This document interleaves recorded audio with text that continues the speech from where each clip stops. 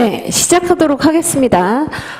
오늘 아마 한 3시간 반 또는 한 4시간 정도 사이에 이제 우리가 한번 정리를 해볼 것이고, 정리해보는 내용은 어떻게 생각을 좀 해보시면 되냐면, 개념, 나는 알고 있었는데 분명히 놓친 키워드가 있다.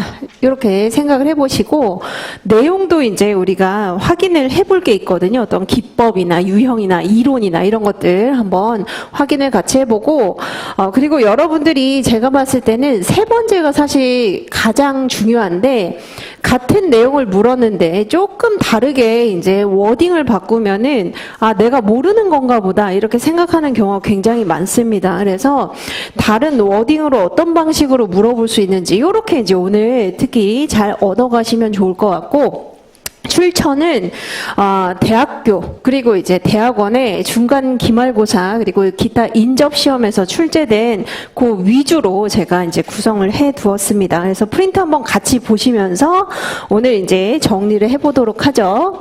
자, 우선은 1편입니다. 1편은 조직 행동 개관으로 여러 가지 내용이 있지만 사실 여기서 중요한 것은 조직 효과성에 대한 부분이죠. 그렇죠? 그래서 효과성 한번 우리가 정리를 해봅시다.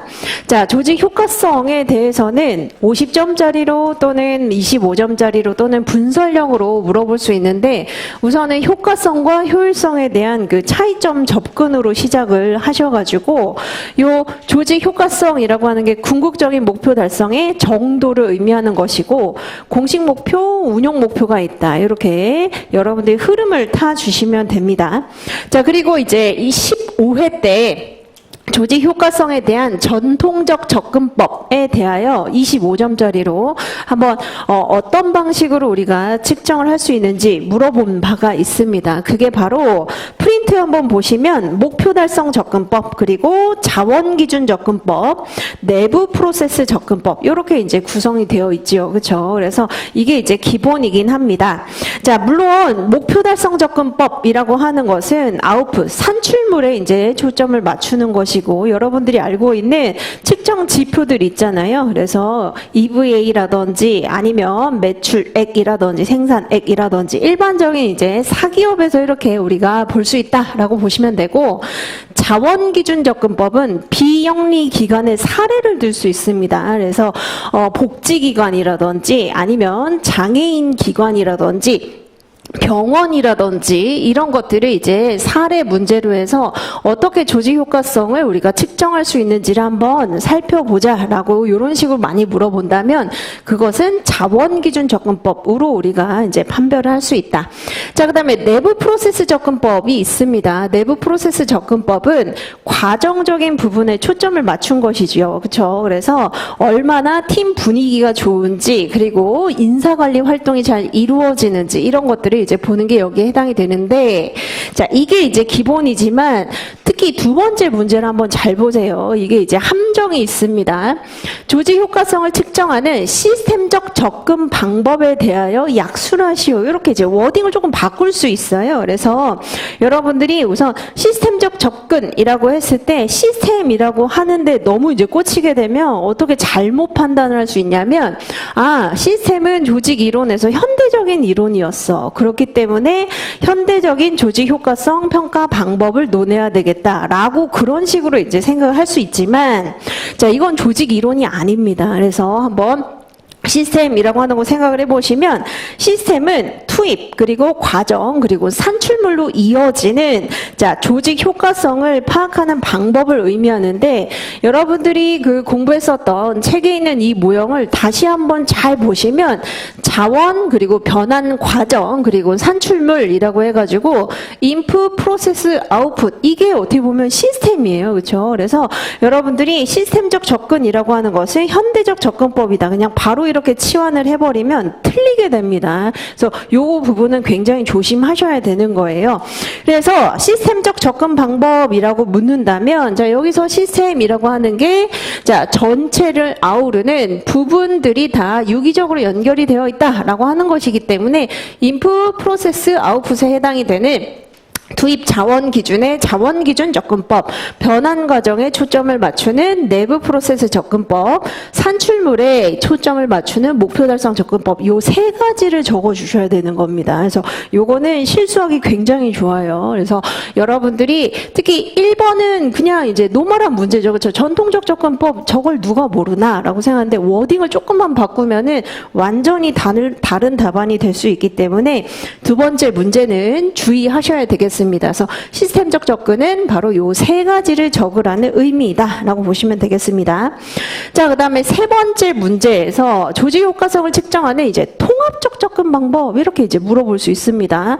통합을 한다라고 하는 게 여러 가지 측면을 다각도로 종합적으로 고려하는 것이기 때문에 자, 여러 가지 측면이라고 하는 게 결국 이제 주체가 여러 가지라는 겁니다. 고려해야 되는 주체가 여러 가지다. 고려해야 하는 지표가 여러 가지다. 그래서 여러분들이 알고 있는 현대적인 접근 방법이 여기에 해당이 된다라고 생각을 하시면 되겠습니다. 그래서 통합적인 접근 방법, 현대적인 접근 방법 똑같은 의미입니다. 그래서 이해관계자 접근법, 그리고 균형 성과표 접근법, 경쟁가치 접근법이 여기에 해당이 된다. 이렇게 보시면 되겠죠. 그래서 여러분들이 이거 너무 그러면 문제 어렵게 나오면 어떡하느냐? 여기에서 벗어나지 않아요. 지금까지 이제 중간 기말고사 본 거 그리고 인접 시험에서도 이 이상으로 벗어나 본 적은 없습니다. 그래서 시스템이냐 아니면 통합이냐 이렇게 이제 여러분들이 잘 구분을 하시면 좋고 자 여기에서 사실 아주 중요한데 나오지 않은 거 뭐가 있죠? 경쟁가치 접근법이 있습니다. 그래서 경쟁가치 접근법은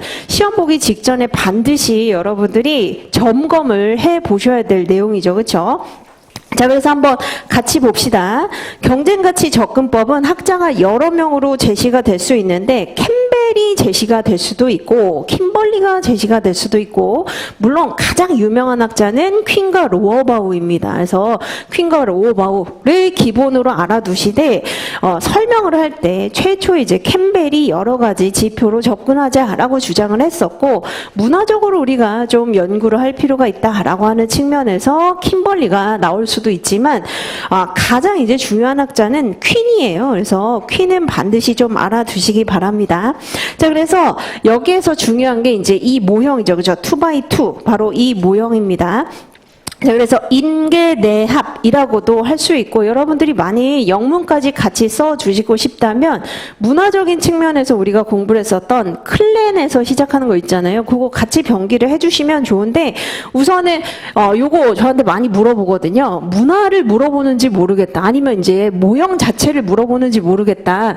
그게 별개가 아니긴 합니다. 그래서 자 이게 결국 뭘 의미하는 것이냐면 조직이 상황에 따라 규모에 따라서 그때그때 더 중요한 가치를 두고 움직여야 되는데 우선 이론적으로 구분한 게 이 모형인 것이고 문화적인 측면에서는 못 따라올 수 있다는 거예요. 그래서 제가 이제 말씀드리는 게 뭐냐 여러분들이 문제를 보시면 자 문화적인 차원에서 접근하시오 라고 물어보거나 아니면 경쟁가치 모형 이론 자체에 대해서 접근하시오 이렇게 물어볼 수 있기 때문에 여러분들이 이론인지 문화인지 이 부분들을 우선 잘 찾아내시고 그리고 인간관계 개방체계 내부 프로세스 합리적 목표 모형이라고 하고 밑에 가장 안전한 것은 영문에 클랜으로 시작하는 거 있었잖아요. 클랜, 에드호, 그 다음에 하이라키 그리고 마켓이라고 하는 거 같이 병기를 좀 해주시면서 같이 쓰시면은 안전합니다. 그래서 이거는 이제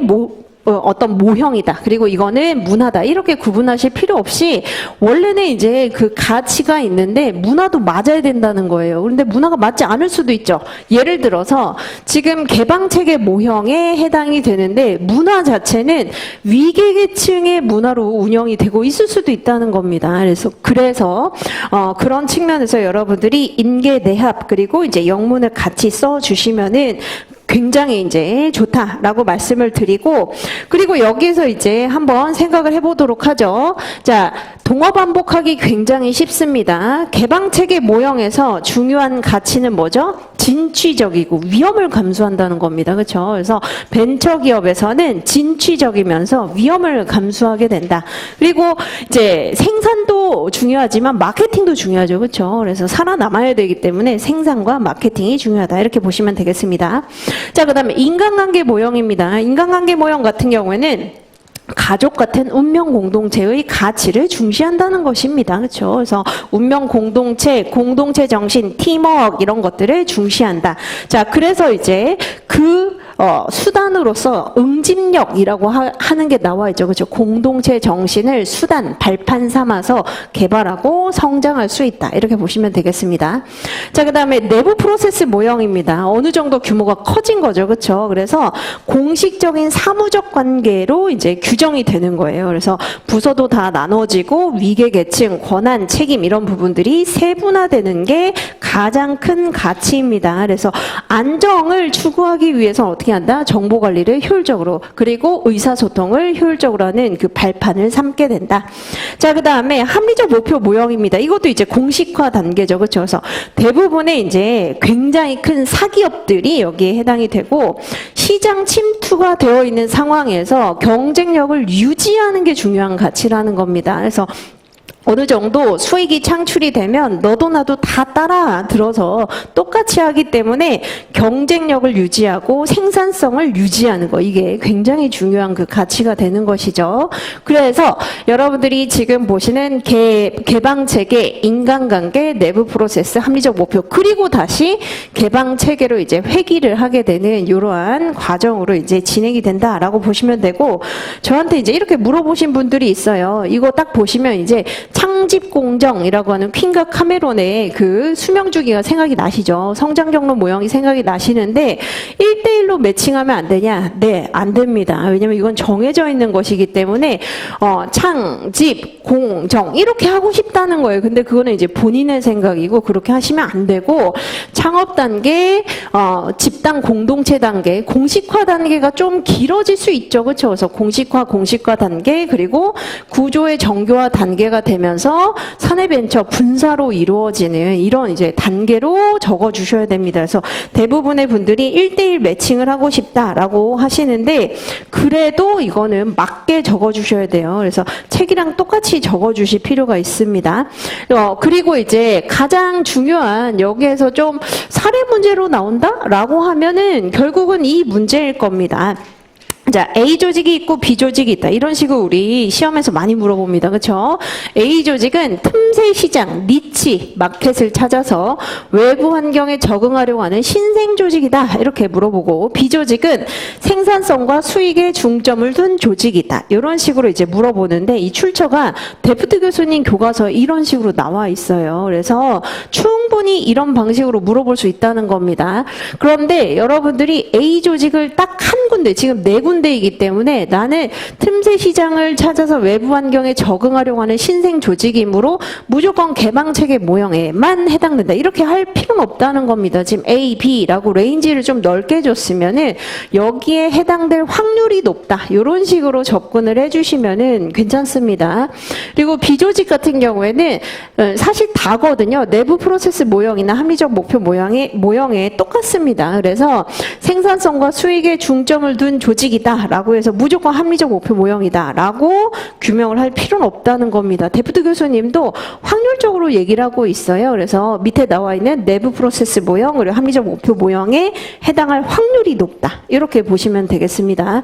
또는 여기에 이제 개입할 수 있는 좀 더 추가적으로 개입시킬 수 있는 게 뭐가 있냐면 우선 규모죠. 그렇죠? 규모가 이제 약간 더 서술을 소규모 조직이다 또는 중견 기업이다 또는 여기에서는 규모가 큰 기업이다 이런 식으로 이제 얘기해 줄 수 있고 전략도 같이 이제 부과해서 그 서술을 더 해줄 수 있습니다.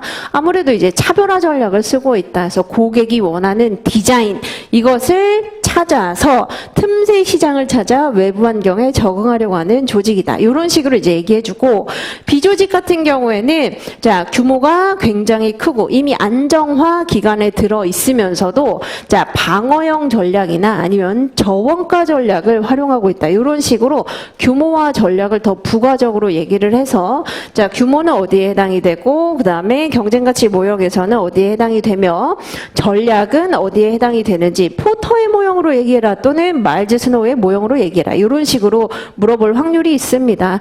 그리고 여기에 이제 더해서 여러분들이 조금 더 가점을 받고 싶다면 번스와 스토커의 기계적 유기적 조직이 있잖아요. 그것을 맨 마지막에 좀 첨가를 해주시면은 설명이 이렇게 길지 않아도 되잖아요. 그렇죠? 그래서 안정적인 환경에 처해 있느냐 아니면 동태적인 환경에 처해 있느냐에 따라서 유기적 조직, 기계적 조직 이렇게 구분을 해볼 수 있다라고 얘기를 해주시면은 훨씬 더 좋습니다. 그래서 우선은 묻는 것을 잘 쓰시고 맨 마지막에 항상 번스와 스토커로 여러분들이 마무리해 보는 거 요거 굉장히 좋아요. 자, 그 다음에 이제 바로 개인 파트로 좀 넘어가 보도록 하죠. 개인 파트. 작년에 집단에서 두 문제가 나왔잖아요. 그래서 이번에는 개인에서 좀 그래도 비중 있게 나오지 않을까 이런 생각이 듭니다. 그래서 순서를 개인 보고 그 다음에 조직 보고 집단 이런 식으로 볼게요.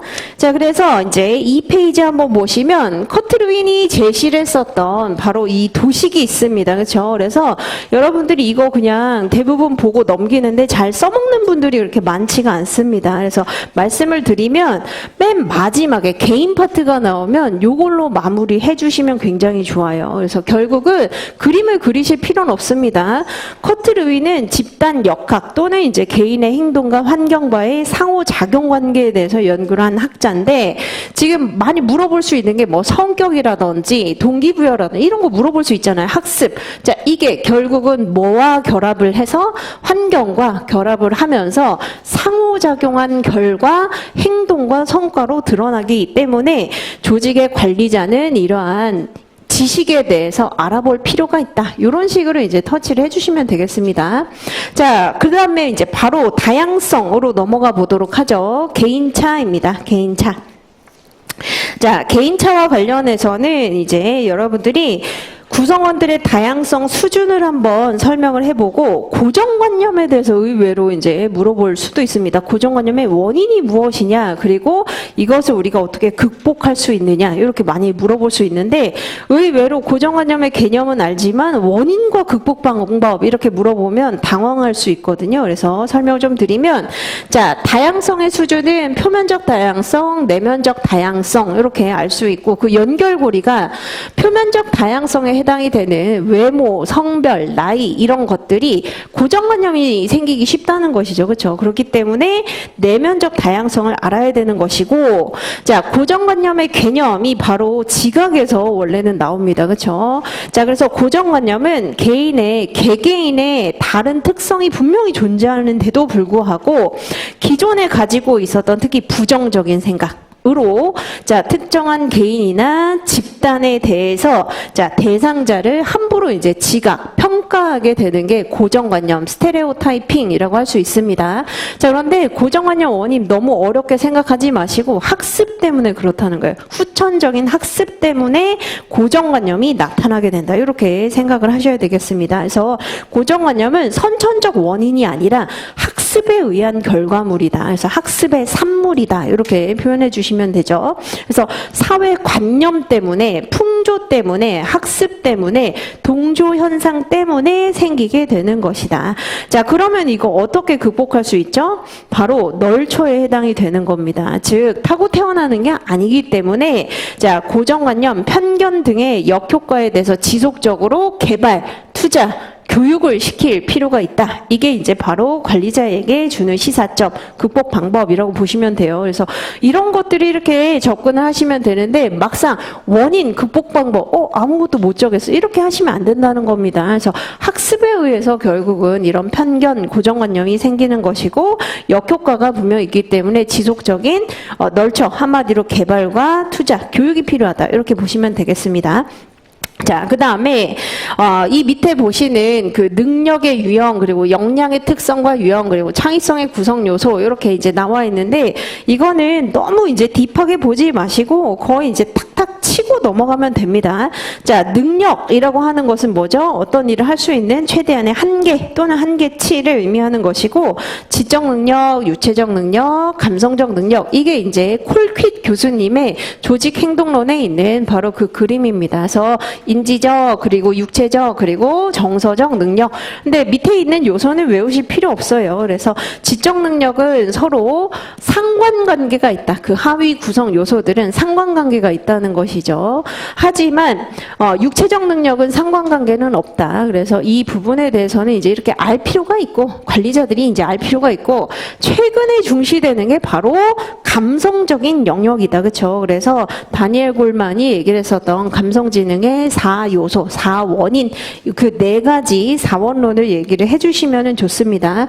그리고 사실 감성지능과 관련해서 제가 여러분들 답안을 보면 약간 더 추가하면 좋은 게 뭐냐면 네프와 시트린이라고 하는 사람이 Lesson from the Top이라고 하는 책에서 감성 능력이 있는 사람이 승진과 경력 개발에 더 큰 도움이 되는데 이 부분을 이제 써주시면 좋습니다. 이거 어디 있냐면 감성 리더십에 나와 있는 그 문구예요. 그래서 책에 그대로 나와 있습니다. 감성 리더십에 네프와 시트린의 Lesson from the Top이라고 하는 저서에 따르면 감성지능이 있는 사람이 승진도 더 빨리 하고 경력 개발에 유리하다는 겁니다. 왜죠?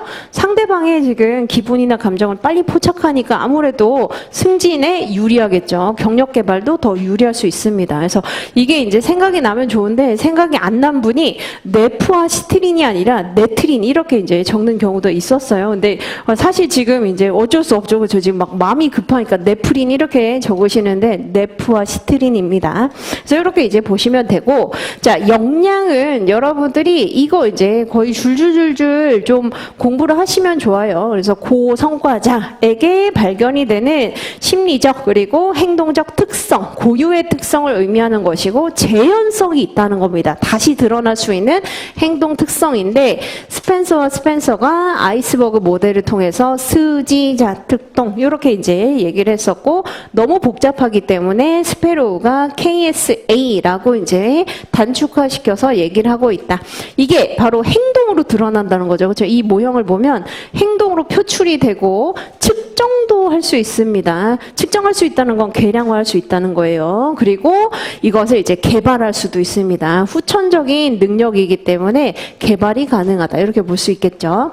자, 그리고 이제 창의성의 구성 요소. 요거는 워낙 중요한 내용이기 때문에 아마 여러분들이 많이 공부를 하시긴 하셨을 겁니다. 그래서 창의성, 특히 아메바일, 그렇죠?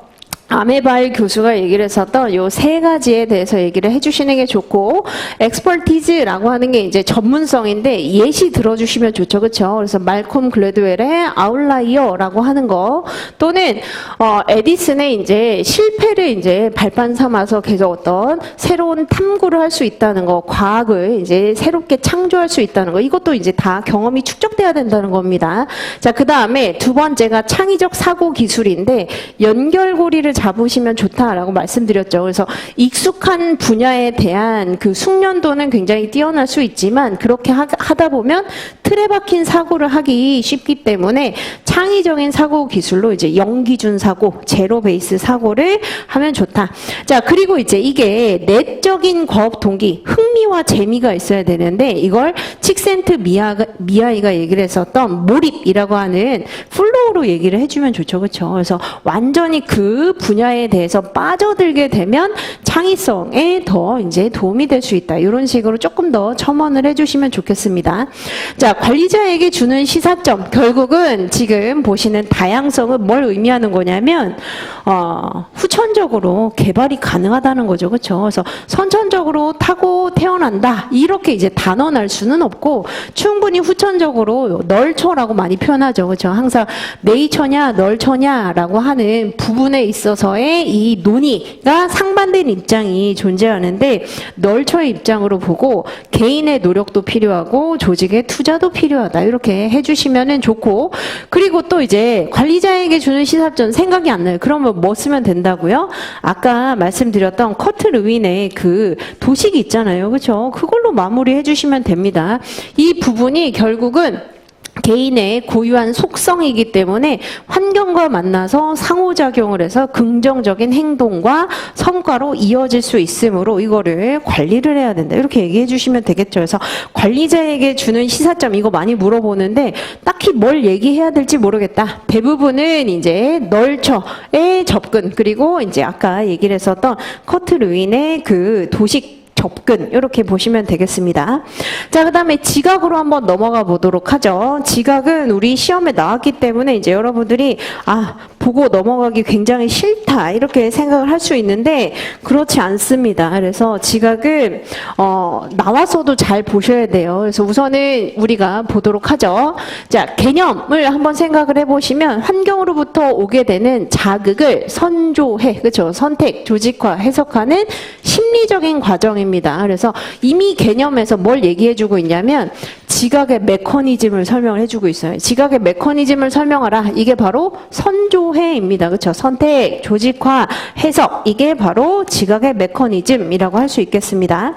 자, 그 다음에 지각에 영향을 미치는 요인은 주체, 객체, 그리고 상황적 요인이 있습니다. 그렇죠? 그래서 원래는 우리 책에 그림으로 나와 있죠. 근데 그림을 굳이 그리실 필요는 없고 그냥 마음속에 사진처럼 연상을 해보시면 되겠습니다. 그래서 주체라고 하는 것은 지각을 하는 사람의 성격이나 욕구, 그리고 과거의 경험 이런 것들이 여기에 해당이 되고, 객체는 지각하는 대상의 크기 또는 운동성, 반복의 정도 이런 것들이죠. 그리고 오전, 오후 시간이냐 아니면은 지금 어떤 상황 조건이나 맥락은 어떻게 되느냐 이런 것들이 영향을 미칩니다. 그래서 이거를 제가 왜 물어봤냐면 지각에 영향을 미치는 요인의 주체를 바꿔서 자, 성격에 영향을 미치는 요인 또는 가치관에 영향을 미치는 요인, 태도에 영향을 미치는 요인, 동기부여에 영향을 미치는 요인 이렇게 이제 물어볼 수 있는데, 자, 만일 생각이 안 나면 지금처럼 접근하는 것도 나쁘지 않습니다. 그래서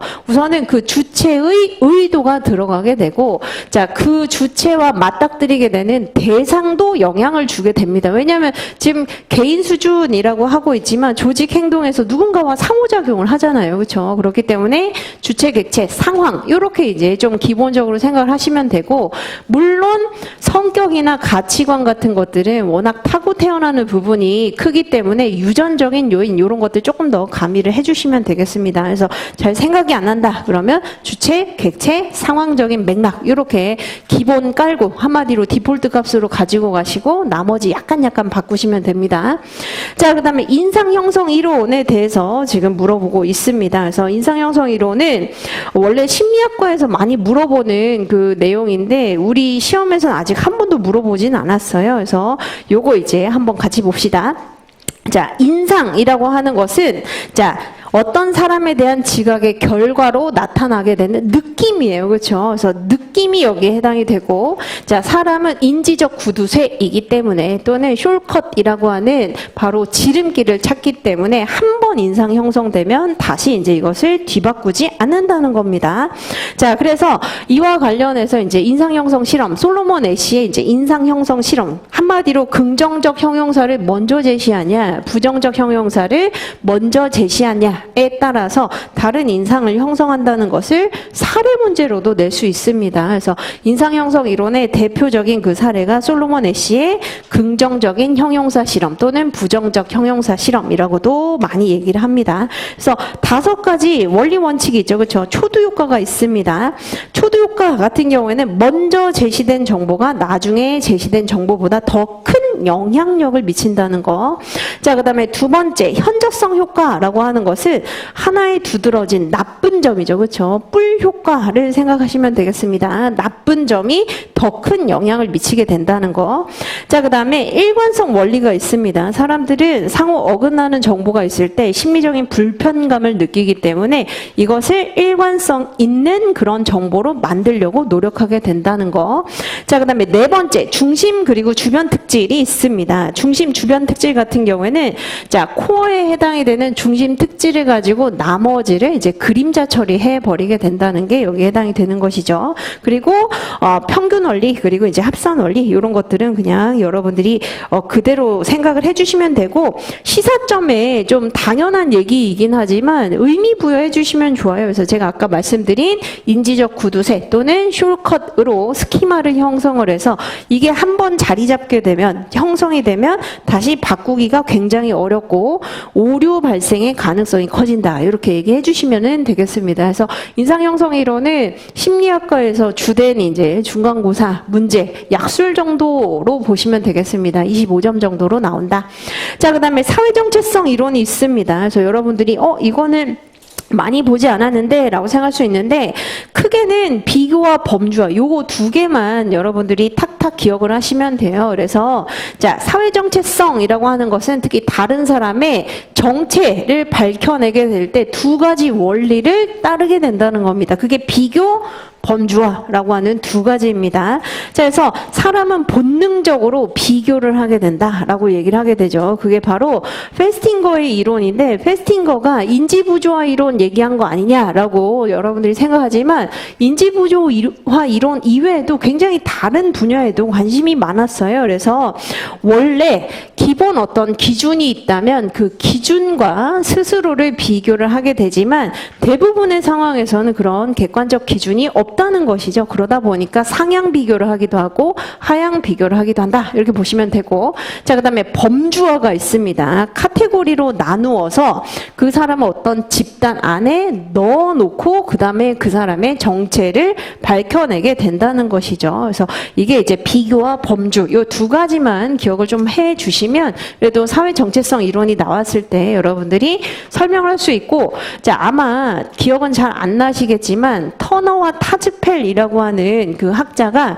칸딘스키와 다른 이제 추상화 그림을 보여주면서 어떤 그림이 더 좋냐라고 하는 그 사례로 낼 수도 있지만 사실 그 사례는 너무 이제 좀 깊이 있는 내용이기 때문에 제가 봤을 때는 그 사례는 그냥 참고로 알고 계시고 비교와 범주다 이렇게만 알고 계시면 되겠습니다.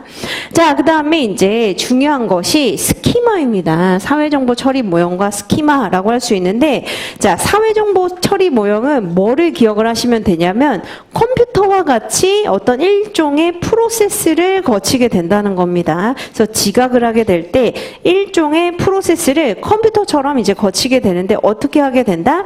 인지적 과정 측면에서 자, 우선은 어떤 데이터가 들어오면 데이터를 분류하게 된다는 겁니다. 분류 분석하게 되고 나머지 이제 장기 저장 또는 단기 저장을 하게 되고 그걸 유지하게 되고 기억하게 되는 일련의 프로세스를 연구하게 되는 게 바로 사회정보 처리 모형이다. 자, 그 과정에서 봤더니 사람이 굉장히 독특한 어떤 현상이 나타나게 되는데 그게 바로 스키마라는 거예요. 스키마가 형성이 되게 된다는 겁니다.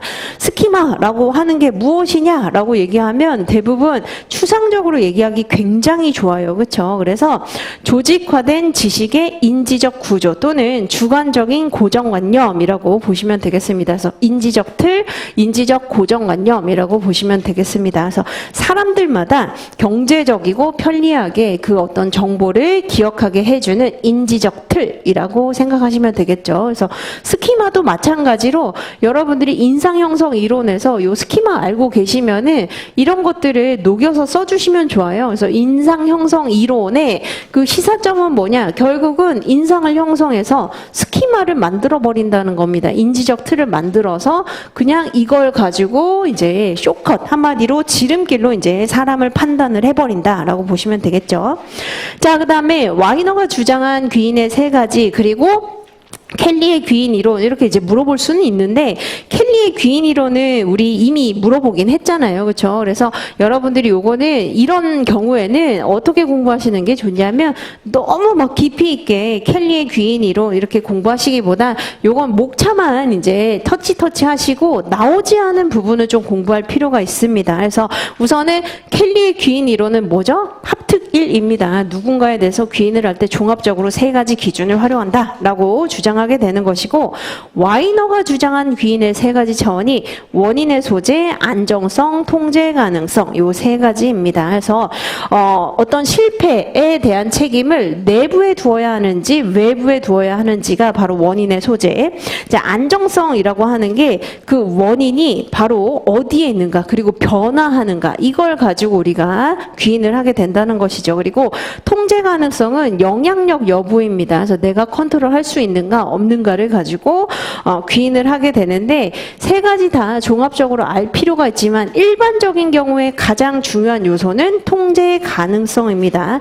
통제 불가능하다라고 생각을 하게 되면은 어차피 이제 이거는 나의 영향력을 떠난 것이기 때문에 동기부여가 안 되지만 통제 가능하다라고 생각을 하게 되면 여기에서 이제 동기부여가 될 수 있기 때문에 통제 가능성이 있는 부분에 대해서 동기부여하고 학습 학생이나 아니면 부하 직원을 관리해야 된다. 이게 시사점이다라고 보시면 되겠습니다. 자, 그 다음에 자기 효능감의 개념 그리고 원천을 한번 설명을 해보고 자 어떻게 증진시킬 수 있는지를 한번 설명해 보시오라고 제가 2기 때 아마 문제를 낸 것으로 기억을 하는데 이때 여러분들이 많이 실수를 하신 것 중에 하나가 뭐냐면 바로 그냥 자기 효능감의 원천에서 증진 방안을 같이 얘기를 해버리다 보니까 뒷부분이 이제 굉장히 부실한 경우가 있었습니다. 그래서 이거 어떻게 판단하셔야 되냐면 특히 배점을 잘 알아보셔야 돼요. 이게 분설형인지 아니면 25점인지 30점인지에 따라서 한 번에 뭉쳤을 거냐. 당연히 이제 배점이 낮으면 뭉쳤으면 되죠. 그런데 그게 아니라면 여러분들이 우선 원천 따로 쓰시고 증진 방안 따로 쓰시는 게 좋습니다. 자, 그래서 이제 같이 좀 보도록 하죠. 우선은 자 자기 효능감은 특정 상황에서 특정 과업을 잘 할 수 있다고 믿는 믿음의 정도를 의미를 합니다. 그래서 우선은 여기에서 이제 자기 효능감의 원천에 뭐가 나오죠? 과대구계라고 하는 그 4가지가 나오고 학자 반두라라고 하는 학자도 같이 얘기를 해주시면 좋겠습니다. 그래서 스탠포드 대의 반두라가 주장을 한 것이다. 자, 과거의 성과 같은 경우에 실패 경험보다는 성공 경험, 그래서 스몰 석세스가 키워드죠. 그렇죠? 스몰 석세스가 있는 사람이 자기 효능감이 더 높다. 자, 그다음에 대리 경험이라고 하는 것은 유사한 사람. 그렇죠? 동료 또는 이제 어떤 직장 상황에서 유사한 사람이 성공을 거두는 걸 보게 되면 자기 효능감, 자신감이 더 늘어날 수 있다는 겁니다. 자, 그다음에 3번째, 구두 설득이 있습니다. 구두 설득은 누가 하는 거죠? 특히 상사가 하는 것이죠. 그래서 상사가 피그말리온 효과, 즉 기대 효과를 기반으로 해서 구두 설득할 수 있다, 역량이 있다라고 동기를 불러일으켜 주는 게 여기에 해당이 된다. 자, 그다음에 개인의 생리적인 상태를 이제 각성 효과라고도 얘기를 하는 것이죠. 그렇죠? 그래서 각성 효과에 대한 컨트롤을 얼마나 스스로 잘 하는가도 자기 효능감의 원천이 된다는 겁니다. 자, 그래서 이거는 여러분들이 대부분 이제 아는데 증진 방안을 좀 퀄리티 있게 써주셔야 돼요. 그래서 이거 증진 방안 어떻게 생각을 하시냐면 자, 지금 4가지에 대해서 하나하나 우선 짚어주는 거 이거 필요합니다. 그래서 스몰 석세스 같은 경우에는 뭘 활용하는 거죠? MBO를 활용을 해서 정말 단기간 동안에 어떤 성취 경험을 쌓아준다라고 보시면 되고 자, 그 다음에 동료가 대리 경험을 하게 되는 거 이거 이제 성공 사례를 계속 교육을 시켜준다는 겁니다. 접하게 해준다는 것이죠.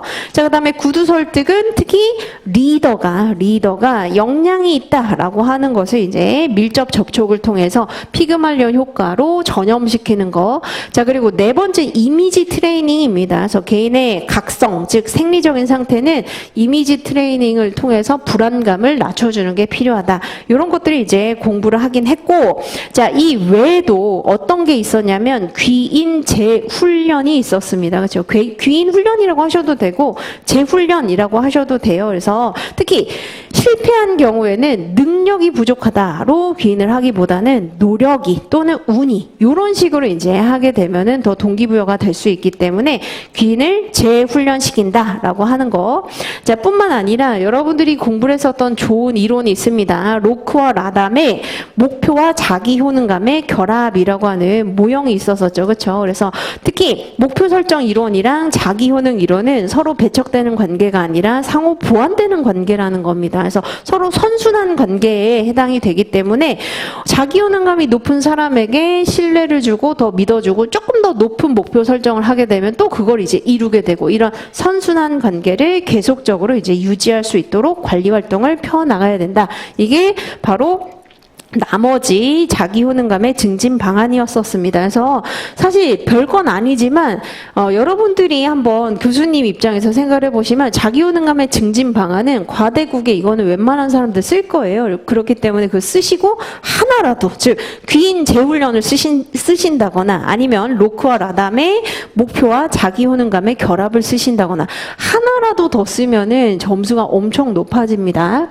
자, 그 다음에 피그말리온 효과의 개념 내용에 대하여 설명하시오라고 물었는데 자, 이거 자기 충족적 예언 또는 자성적 예언이라고 워딩을 바꿔서 물어볼 수 있어요. 그래서 꼭 피그말리온 효과가 아니라 자성적 예언 또는 기대 효과 또는 피그말리온 효과, 자기 충족적 예언 이런 식으로 물어볼 수 있습니다. 그래서 기대라고 하는 것은 사람이 바라고 있거나 추구하는 것을 얻을 수 있는 확신을 의미하는 것인데 이 확신이 어떻게 되는 것이죠? 전이가 된다는 거예요. 그렇죠? 그래서 전이라고 하는 게 중요한 키워드입니다. 전이 전달이 되면서 대상자의 행동이 믿는 방식으로 그 기준점까지 일치하는 방향으로 변화되는 것이 바로 피그말리온 효과입니다. 그래서 피그말리온 효과가 여러분들이 지금 보시는 자기 효능감에 바로 구두 설득에도 나오지만 어디도 나오죠? LMX 이론에도 한번 나옵니다. 그래서 기반 이론 중에 차별 그리고 피그말리온 효과 이렇게 나오게 되죠.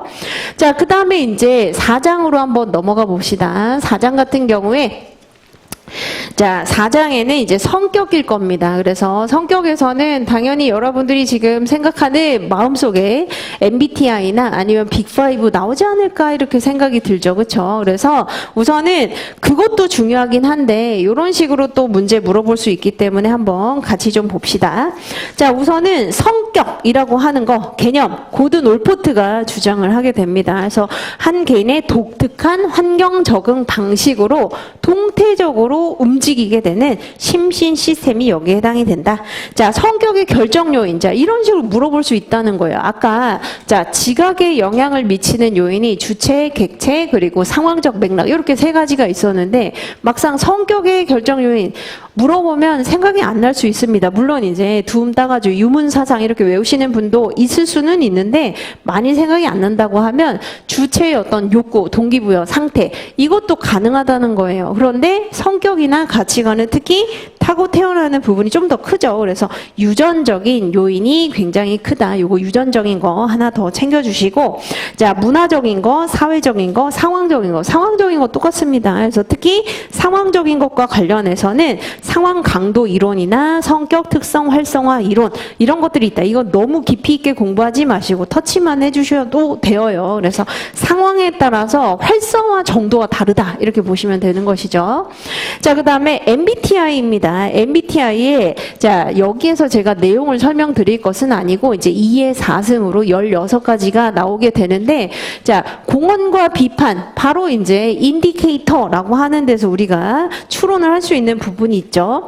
자, 우선은 지표라고 하는 측면에서 뭘 알 수 있는 것이죠? 자기에 대한 이해도가 높아질 수 있다는 겁니다. 나는 이런 타입이야, 이런 유형이야 라고 하면서 자기 인식을 높이고 경력 가이드를 제공해 줄 수 있다는 겁니다. 이런 타입은 이러한 어떤 일이 더 적합해 라고 하는 경력 가이드를 제안을 해 줄 수 있다는 겁니다. 자, 하지만 이제 가장 큰 문제는 뭐냐면 티오리가 아니라는 거, 그렇죠? 그래서 인디케이터의 그 본질에서 우리가 찾을 수 있는데 검증이 안 됐다는 겁니다. 검증이 안 됐다는 것을 신뢰도와 타당도로 얘기해 주시면 좋죠. 그렇죠? 신뢰도는 일관적이지 않다는 겁니다. 측정할 때마다 다른 타입 인디케이터가 나올 수 있다. 16가지 중에 다른 타입이 나올 수도 있다는 거. 즉 변동성이 있다는 거. 자, 그리고 타당도가 낮다는 겁니다. 그래서 16가지 중에 어떤 타입이 가장 일을 잘하는지를 알 수가 없다는 거. 이렇게 보시면 되고 여기에 조금 더 여러분들이 퀄리티를 높여주시려면 포로 이펙트까지 얘기를 해주시면 좋겠죠. 그렇죠? 그래서 포로 이펙트가 뭐죠? 듣기 좋은 설명은 올바르게 검사가 되었다라고 하는 착각을 불러일으키게 된다는 겁니다. 그래서 좋은 것들이 있잖아요. 그죠? 과학자형 또는 이제 관리자형 이런 것들 보면 듣기 좋은 것이기 때문에 아, 정확하다라고 착각하기가 쉽다. 이게 포로 이펙트입니다. 자, 그 다음에 빅5 성격 특성에 따른 각각의 강점을 설명을 해보시오 라고 이제 문제를 묻는다면 물론 여기에서 제가 봤을 때는 뭐 외친 성정경 5가지 다 해보시오 라고 물어볼 수도 있지만 사실 5가지보다 최근에는 막 분설형으로 좀 쪼잔하게 나오잖아요. 그렇죠? 그래서 여기에서 2가지 이렇게 물어볼 수도 있습니다. 그래서 뭐 예를 들면 자, 성실성과 경험에 대한 개방성 요 2가지에 대해서 어떤 효과가 좋은지를 한번 설명해 보시오. 이런 식으로 물어볼 수도 있다는 거예요. 자, 그래서 우선 외향성 같은 경우에는 뭐가 좋죠? 다른 사람이랑 이제 친밀도가 높고 거기에서 이제 어떤 어려움을 느끼지 않기 때문에 리더십 효과가 좋을 겁니다. 리더십의 효과가 좋다. 자, 그다음에 이제 친화성입니다. 친화성 같은 경우에는 갈등을 일으키는 정도가 낮잖아요. 그렇죠? 양보하고 타협하려고 하기 때문에 일탈 행동의 확률이 낮다는 겁니다. 가장 중요한 거는 낮은 수준의 일탈 행동, 즉 반사회적인 일탈 행동이라고 하는 카운터 프로덕티브 워크 비헤이비어라고 하는 CWB가 낮을 수 있다. 자, 그다음에 성실성이 가장 이제 연구가 잘 되어 있는 부분이죠. 그렇죠? 그래서 높은 성과를 나타내는 것으로 알려져 있습니다.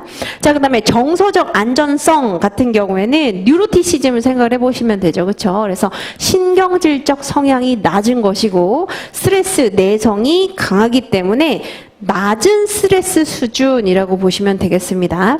자, 그다음에 경험에 대한 개방성에 있어서는 이제 새로운 것을 이제 항상 잘 받아들이는 정도를 생각을 해보시면 훈련 성과가 높고 환경 적응력이 굉장히 높다 이렇게 보시면 되고, 자, 특히 변화와 혁신으로 우리가 결국 조직 파트에선 끝내게 되잖아요. 그죠? 변화, 혁신이 중요하다라고 하는데 그런 환경에서는 어떤 성격을 가지고 있는 사람이 중요하다? 경험에 대한 개방성이 높은 사람이 중요하다는 겁니다. 그래서 요거까지 같이 연결을 해 두시면 좋겠습니다.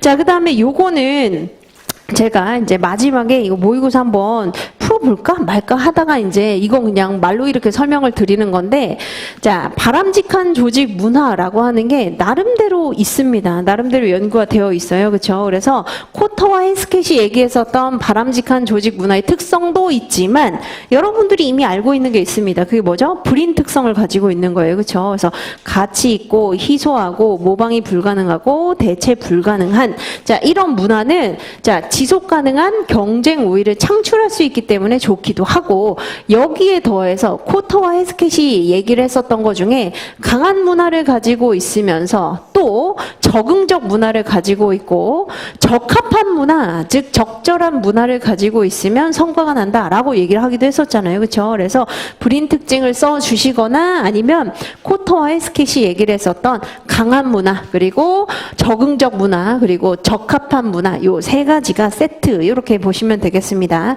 그런데 하버드 비즈니스 리뷰에 따르면 이렇게도 많이 얘기를 합니다.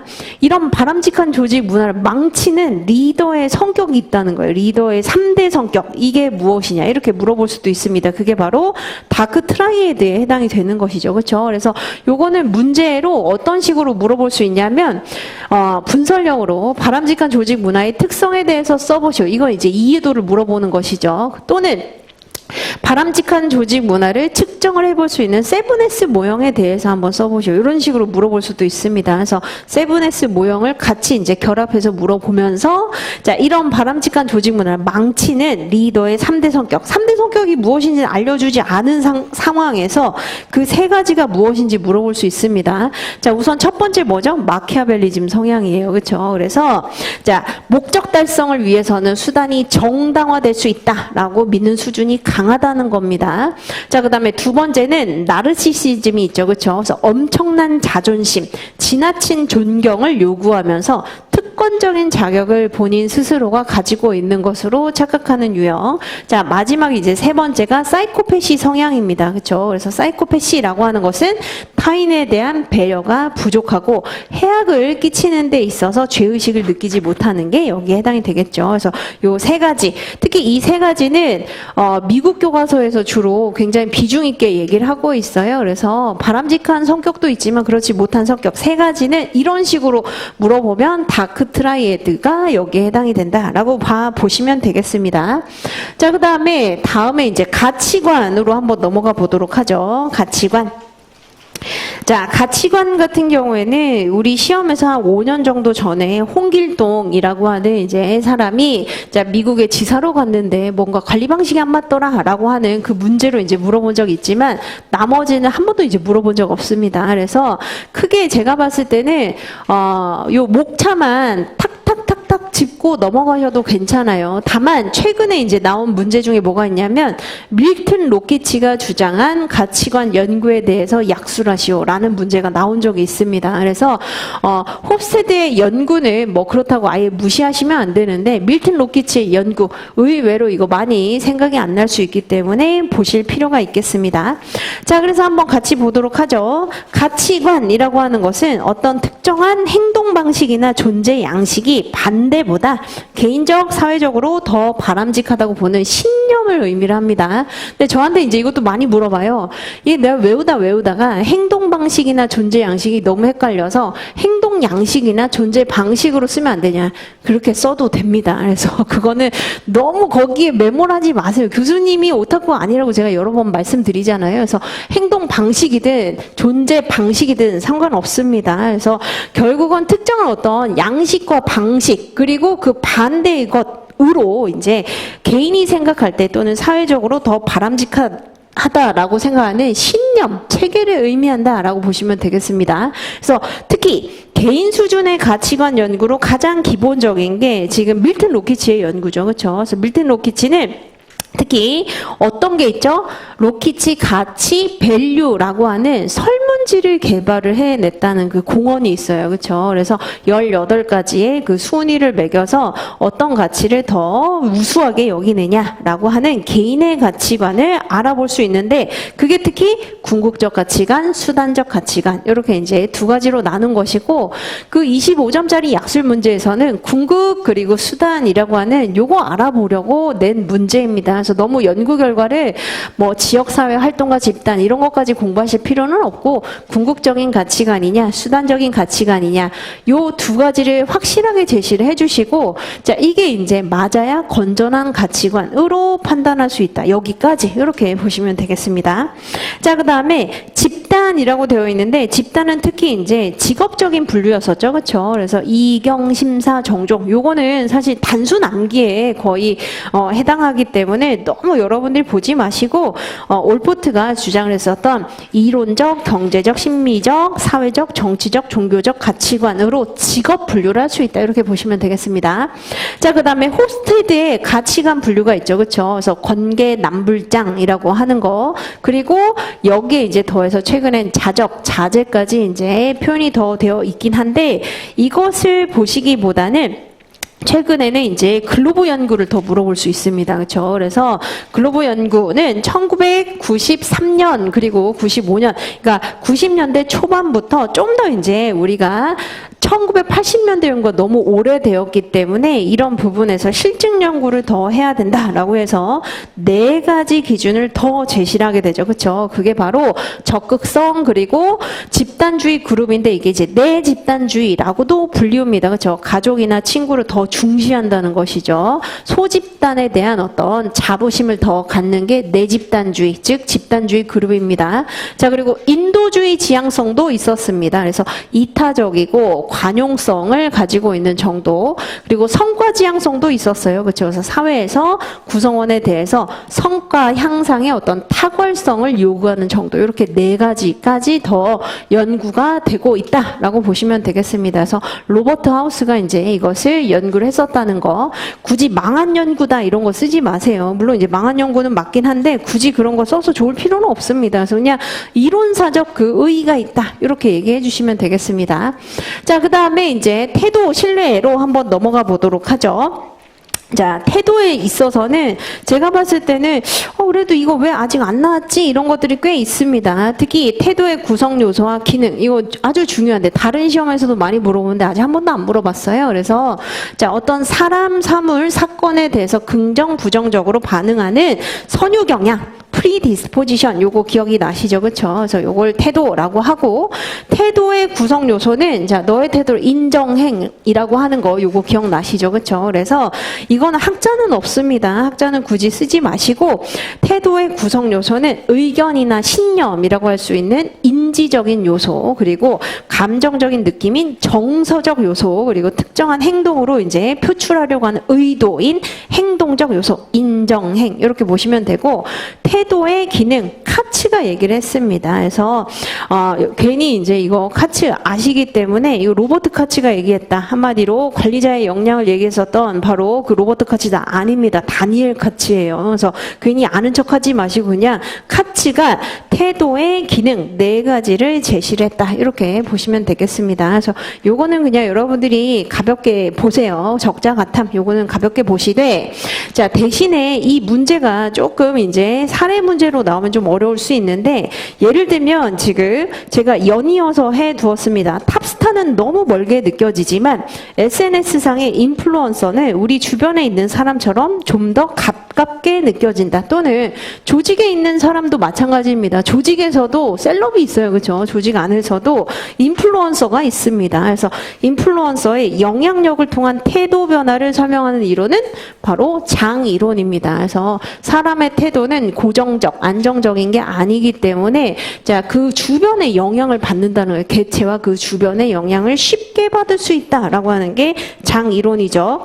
자, 여기에서 이제 더 나아가서 조금 더 어렵게 문제를 내면, 리차드 탈러의 넛지라고 하는 책이 있다. 넛지라고 하는 게 팔꿈치로 쿡쿡쿡 찔러서 자연스럽게 행동을 변화시킨다는 겁니다. 그래서 넛지처럼 크게 변화시키지 않는 범위 내에서 자연스럽게 변화시키는 개인의 태도 변화를 설명하는 이론은 무엇이 있는가라고 하면 이것도 장 이론입니다. 그래서 커트 루인이 얘기했었던 장 이론이 여기에 해당이 된다. 그래서 기본적으로 장 이론을 물어볼 수도 있지만 이런 식으로 이제 변형해서 인플루언서라든지 아니면 넛지라고 하는 책에서 얘기하는 자연스럽게 행동 유도를 하는 것은 바로 태도의 어떤 이론을 얘기하는 것인가, 이런 식으로 물어본다면 장 이론이다라고 보시면 되겠습니다. 자, 그 다음에 심리학자 갑의 실험, 이거 이제 행정고시에 나왔던 문제죠, 그렇죠? 그래서 2년 전에 행정고시에서 나왔던 문제인데 여러분들이 많이 틀리던 바로 그 문제입니다. 그래서 여러분들이 돈을 받았으면은 재밌었다고 해야지 이렇게 생각하면 안 된다고 제가 말씀드렸었죠. 그렇죠? 그래서 어떻게 생각하셔야 되냐면, 가만히 내가 있는데 지금 불편한 사실, 사건들이 계속 이제 나한테 들어오면 이걸 인지를 바꾸게 된다. 이렇게 접근을 하셔야 되는 겁니다. 그래서 심리학자 갑의 실험 한번 같이 보세요. 자, 갑은 자발적으로 참가한 참여자들을 대상으로 단순하지만 오랜 시간이 소요되는 지루한 과제를 시켰습니다. 우선 지루한 거 시켰어요. 이게 첫 번째 사건 사실입니다. 자, A 집단 같은 경우에는 매우 적은 금액을 주게 됩니다. 1달러. 그리고 B 집단에는 상당히 많은 이제 금액을 주게 돼요. 그리고 실험을 마치고 돌아가는 그들을 향해서, 그룹을 향해서 다음번 피험자, 대상자에게 이번 실험 과제가 재밌었다라고 거짓말까지 이제 하게 시키게 됩니다. 그러면 자, 이게 인과관계가 아니라고 했었죠. A 집단 같은 경우에는 뭐라고 생각하는 거죠? 지금 지루한 과제를 한 데다가 돈까지 적게 받은 데다가 거짓말까지 해야 되는, 계속 연타발로 너무 불편한 사실들이 계속 들어오게 돼요. 그러다 보니까 어떻게 된다? 사실 과업이 꽤 가치 있고 재미있었는데 이걸 그렇게 생각해버리지 않으면은 내 심리 상태가 지금 굉장히 불편해진다는 겁니다. 그래서 인지 부조화가 일어났던 것이다. 이렇게 보셔야 되는 것이죠. 자, 하지만 노력에 비해서 충분한 보상을 받은 B집단 같은 경우에는 그대로 얘기를 했습니다. 과업이 가치 없고 재미가 없었다.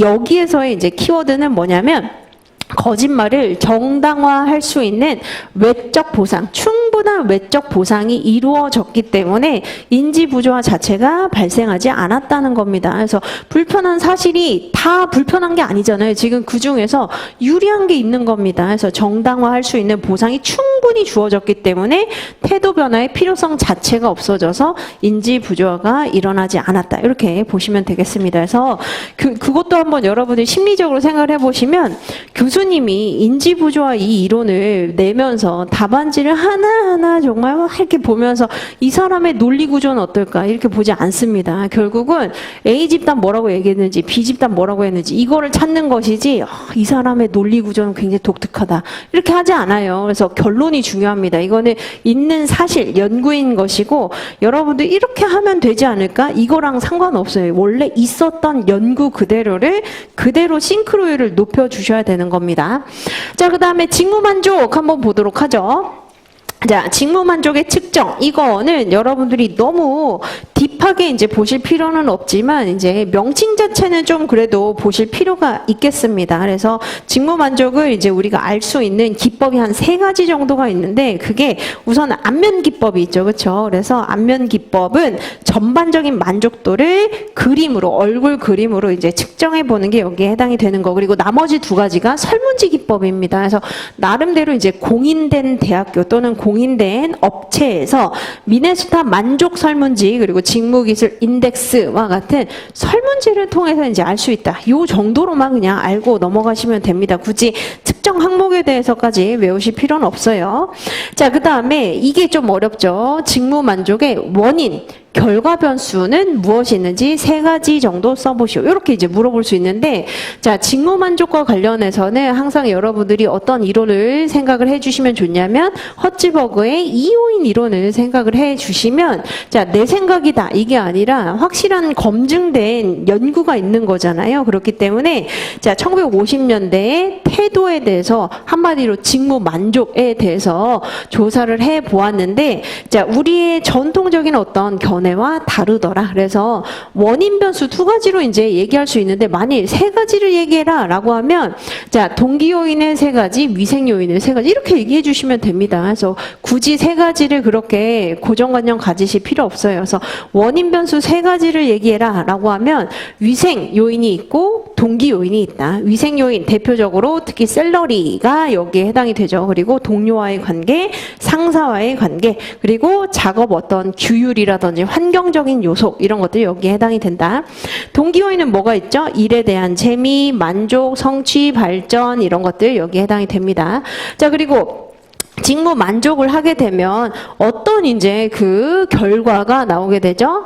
바로 이제 뭔가 좋은 거잖아요. 호의적인 감정과 태도를 가지기 때문에 조직 몰입이라든지 조직 시민 행동이라든지 협동 행동이나 혁신 행동이나 여기에서 이제 더 나아가서 조직의 모든 성과들 이런 것들이 더 좋아진다라고 보시면 되겠습니다. 자, 그다음에 조직 몰입의 개념 그리고 이제 3가지 구성 요소라고 물어보고 있습니다. 그래서 특히 조직 몰입은 여러분들이 그래도 연기 1기 때 좀 빡세게 공부를 했기 때문에 자, 개인과 조직이 동일시하는 정도라고 하는 것은 기억하고 계시지만 조금 더 우리가 첨언해서 3가지로 세분해서 얘기해주면 훨씬 더 퀄리티가 좋아지죠. 그래서 마우데이가 얘기를 한 것으로 자, 첫 번째 조직의 구성원으로서 남아있으려고 하는 욕망 그리고 2번째가 자, 높은 수준의 공헌, 노력, 기여를 하려고 하는 의지가 있다는 겁니다. 의도. 자, 그리고 3번째가 조직의 목표, 가치에 대해서 수용을 한다는 거예요. 똑같이 이제 나름대로 원칙이나 신념을 받아들이게 된다는 겁니다. 그래서 욕망, 의사, 그리고 신념의 수용 이렇게 생각해 보시면 되겠죠. 자, 그리고 3가지 구성 요소 요거 이제 많이 물어봅니다. 이거는 굉장히 유명한 모델이기 때문에 정지규, 그죠? 정지규. 그래서 정서적인 몰입, 지속적인 몰입, 규범적인 몰입이라고 할 수 있는데 이거 누가 얘기했죠? 메이어와 알렌이 제시를 하게 됩니다. 정서적 몰입은 감정적으로 울컥하는 거, 그렇죠? 정서적인 애착에 기반한다. 예시 들어주시면 좋습니다. 그래서 해외에 나가서 삼성맨이 삼성의 어떤 깃발이나 광고를 보고 울컥하게 되는 거. 자, 지속적 몰입입니다. 이거는 혜택이죠, 그렇죠? 물질적인 혜택, 그렇죠? 그래서 특히 필요에 기반을 하고 있다. 자, 규범적이라고 하는 건 도의적인 겁니다. 그렇죠? 그래서 책임에 기반한다. 이렇게 이제 표현할 수 있겠습니다. 그래서 조직에서 어떤 받은 도의적인 혜택이 있기 때문에 그래서 동일시하게 되는 게 여기에 해당이 된다. 그래서 정직유 요거는 꼭 여러분들이 정리하고 들어가셔야 됩니다. 이거는 이제 인접 시험에서 3가지 구성 요소 물어본 적 있어요. 그럼 이렇게 이제 보시고 맨 마지막에 뭐라고 남겨주면 좋죠? 정서적 몰입이 가장 효과가 높다. 기업 입장에서 봤을 때는 추가적인 어떤 비용이 든다거나 그게 아니라 감정적으로 진짜 완전히 동일시되는 것이기 때문에 지속적 규범적 몰입보다는 정서적 몰입을 높이는 방향으로 나아가야 된다. 이렇게 보시면 되겠습니다. 자, 그 다음에 조직 시민 행동. 요거 우리 시험에 나왔었는데 다시 나올 수 있어요. 우선 이거는 명쾌하죠. 5가지 요소는 정해져 있기 때문에 나올 수 있습니다. 자, 오르간이라고 하는 학자가 1988년에 주장을 한 것이죠. 그래서 공식적인 보상 시스템에 의해서 제공이 되는 건 아닙니다. 한마디로 돈을 주는 것도 아니고 혜택을 주는 건 아니지만 전체적, 총체적으로 볼 때 조직의 효과적인 기능을 더 촉진시키는 핵심 키워드가 뭐죠? 재량 행동이에요. 엑스트라 롤이라고 할 수 있겠죠. 그렇죠? 시키지 않았는데 돈을 주는 것도 아닌데 해주는 재량 행동, 엑스트라 롤을 우리가 조직 시민 행동이라고 얘기합니다. 그래서 이게 개인을 향한 게 있고 조직을 향한 게 있기 때문에 이렇게 OCBI, OCBO 이렇게 두 가지로 나누는데 크게 보면 그 5가지 요소가 이타주의, 예의성, 양심성, 스포츠맨십, 시민의식 이렇게 보시면 되겠습니다. 그래서 이양, 예스시 또는 이의 양스시 이런 식으로 이제 외우시는 분들이 많죠. 그렇죠? 그래서 요 5가지는 반드시 기억을 해주세요. 자, 그 다음에 신뢰입니다. 신뢰의 형성 요인 그리고 결과 변수는 이라고 이제 문제 물어볼 수 있는데 신뢰 같은 경우에는 여러분들이 공부를 해도 굉장히 추상적이에요. 그래서 신뢰라고 하는 것은 특히 콜킷이 메타 분석을 통해서 그래서 콜킷이 도대체 뭘 했다는 것이냐 이렇게 생각할 수 있는데 자, 여러 문헌들을 계량적으로 측정을 해서 신뢰를 하나의 모형으로 정리를 했다는 겁니다. 그게 이제 여러분들 책에 나와 있는 모형인 거예요. 자, 그래서 신뢰의 형성 요인 여러 가지가 있을 수 있는데 우선 능력, 호의, 성실성, 성과 그리고 개방성 요 5가지가 있고 꼭 5가지 물어보지는 않을 겁니다. 한 3가지 정도 이렇게 알고 계시면 돼요. 그래서 능력이나 호의 그리고 개방성, 성과 이렇게 보시면 되는데 자, 그 결과가 어떻게 되느냐 특이한 게 뭐냐면 위험, 리스크도 함께 증진된다는 거예요. 그렇죠? 왜냐하면 신뢰라고 하는 것은 기대와 위험이 함께 공존하는 개념이기 때문에 자, 리스크도 같이 늘어나긴 하지만 결과적으로 장기적으로 봤을 때는 뭐가 더 좋다? 과업 성과도 높아지고 조직 시민 행동도 더 늘어날 수 있고 반생산 행동이나 결근이나 이직이 더 낮아질 수 있다는 겁니다. 그래서 리스크를 잘 짚어주시면은 좋아요. 왜냐하면 개념이랑 연동이 되는 것이죠. 그렇죠? 그래서 이렇게 보시면 되겠습니다. 자, 그 다음에 감정입니다. 감정과 직무 스트레스에 해당이 되는 부분이죠. 제가 이제 최근에 그 읽은 어떤 논문에서 되게 괜찮은 문구가 있더라고요. 그거 이제 여러분들이 잘 살려주시면은 굉장히 좋을 것 같은데 특히 감정과 직무 스트레스 파트에서 최근에 조직의 어떤 현상은 논리보다 심리에 기반한다. 이런 이제 문구가 있었는데 아마 느낌이 딱 오실 겁니다. 그러니까 뭔가 사람이 또는 조직이 이성과 논리, 합리성에 기반해서 뭔가 의사결정하고 굉장히 다 효율적으로 운영이 되는 것 같지만 사실은 그렇지 않은 경우가 굉장히 많거든요. 그렇죠? 그래서 논리 위에 심리, 논리 위에 심리라는 말이 있습니다. 그래서 논리보다는 심리 이렇게 이제 많이 얘기가 되고 있다. 이게 바로 여기에 해당이 되는 거죠. 그렇죠? 그래서 결국은 이성적인 어떤 의사결정을 하는 것도 감정이 영향을 준다. 이게 피니스 게이지의 사례를 통해서 우리가 알 수 있었잖아요. 그렇죠? 그래서 논리 위에 심리가 있다. 논리를 능가하는 심리가 결국은 조직을 지배한다. 이런 이제 문구가 있었습니다. 그래서 감정 파트나 아니면 쓰레기통 모형이나 의사결정에 있어서 제한된 합리성 모형이나 아니면 자원의존 이론이나 조직군 생태학 이론이나 이런 것들 묻게 되면은 논리 위에 심리가 있다. 이렇게 접근할 수 있겠습니다. 자, 그래서 한번 같이 보도록 하죠. 감정이라고 하는 거에 있어서는 자, 개념 우선 명확하게 여러분들이 정의를 해주시고 지나가되 우선은 혼용할 수 있다. 이렇게 결론이 나는 것이죠. 그래서 정서는 사람들이 경험하는 광범위한 느낌의 총체. 자, 그리고 감정은 중요한 게 뭐냐면 대상이 있죠. 그래서 지속성이 낮습니다. 하지만 기분은 대상이 없기 때문에 오랜 지속 기간을 가진다. 자, 그래서 감정이 고객에게 미치는 영향에 대하여 설명하시오. 이게 작년에 이제 경영 지도사 시험에서 약술 문제로 나온 문제입니다. 그래서 감정이 고객에게 미치는 영향 당연히 안 좋죠. 안 좋지만 그냥 이걸 물어보는 게 아니잖아요. 그래서 스피로버 이펙트를 얘기를 해주시면 되겠습니다. 그렇죠? 그래서 감정 전염이 되게 되는데, 자, 그게 이제 근거 이론으로서 스피로버 이펙트가 있고, 또는 정서적 사건 반응 이론이 있다. 자, 정서적 사건 반응 이론에서 가장 중요한 건 뭐죠? 자, 중요한 거 자체는 개별 에피소드에 대해서 관심을 가지고 이걸 관리를 해줘야 된다는 거죠. 그렇죠? 그게 결국은 사람의 기분, 정서에 영향을 미치게 되고 직무 만족과 성과에 직접적인 영향을 미치게 되기 때문에 개별 에피소드에 기업 관리자는 항상 관심을 가져야 된다. 이렇게 보시면 되겠습니다. 자, 그 다음에 긍정심리자본, 이거 이제 출제 가능한 영역이죠. 왜냐하면 워낙 다양한 많은 시험에서 지금 나오고 있기 때문에 1차뿐만 아니라 2차에서도 많이 나오고 있습니다. 그래서 긍정심리자본, 자, 이것도 아직까지 여러분들이 추상적으로 많이 얘기하시는데 우선 누가 얘기했죠? 루탄스가 얘기를 했습니다. 그래서 자, 개인의 복합적인 긍정적 심리 상태를 바로 긍정심리자본이라고 얘기를 하면서 뭐다? 타고 태어나는 게 아니라 상태적이다. 이걸 이제 기질적이라기보다는 상태적인 개념으로 설명한다. 이렇게 표현이 되어 있을 겁니다. 그래서 기질적이라기보다는 상태적으로 육성이 가능하다. 후천적인 개발이 가능하다.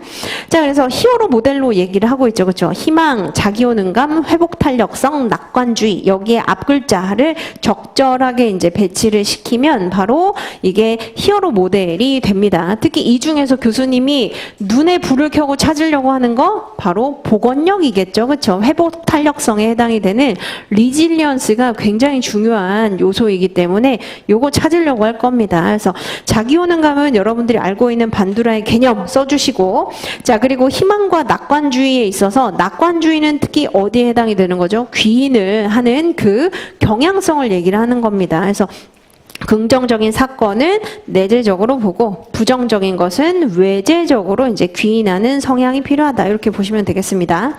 자, 그 다음에 감성지능, 감성 리더십에 대하여 설명하시오 라고 이제 문제 물어보고 있죠. 그렇죠? 그래서 요것도 마찬가지. 여러분들이 물론 쓰라고 하는 거 그대로 써주시면 되는데 이거를 더 능가하면서 잘 써주시려면 아까 이제 제가 말씀드렸던 피터 살로웨이와 존 메이어가 처음 제시한 이후에 다니엘 골만이 최종 정립한 개념이다. 그리고 감성 지능을 3가지 요인이 아니라 4가지 영역 또는 요인으로 분류하고 있다. 이렇게 얘기를 해주시는 게 정확하고 전문성이 있습니다. 뿐만 아니라 뭐도 있다고요? 아까 네프와 시트린이 Lesson from the Top에서 감성 지능을 가지고 있는 사람이 승진에 그리고 경력 개발에 도움이 된다더라 라고 하는 실증 연구가 있다. 이렇게 짚어주시면 좋겠습니다. 그래서 4가지 영역 중에 이제 자기 자신에 해당이 되는 거 그리고 타인에 해당이 되는 거 이렇게 보시면 되겠죠. 그래서 요거는 대부분 잘 이제 그리시니까 제가 별도로 설명드리진 않을게요. 자, 그 다음에 이제 감정 노동 한번 봅시다. 감정 노동이라고 하는 것은 특히 누구 얘기해 주시면 좋죠?